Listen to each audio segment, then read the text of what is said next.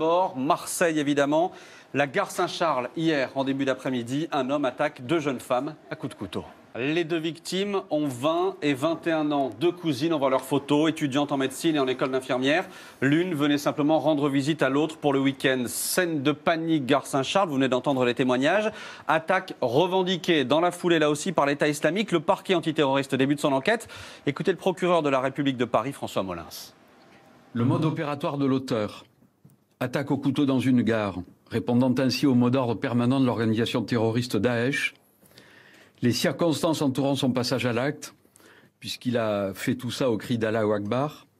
Les cibles visées enfin, tout à la fois des victimes indéterminées et des militaires de l'opération Sentinelle, ont conduit la section antiterroriste de mon parquet à se saisir dès hier après-midi à 15h20.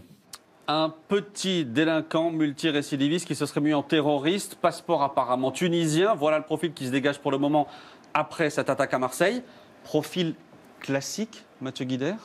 Enfin, classique, disons que depuis un certain temps, c'est vraiment en l'absence d'armes et d'explosifs, c'est essentiellement des attaques au couteau ou en voiture. Là, on est vraiment face à la phase ultime du terrorisme artisanal, amateur.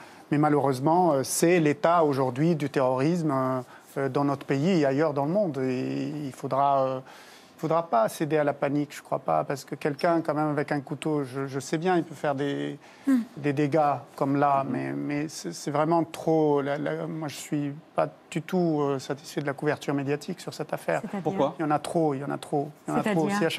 C'est à chaque fois qu'il y a un homicide avec un... Là, en plus, c'est un marginal, il est complètement dans l'illégalité, on est sur la petite délinquance.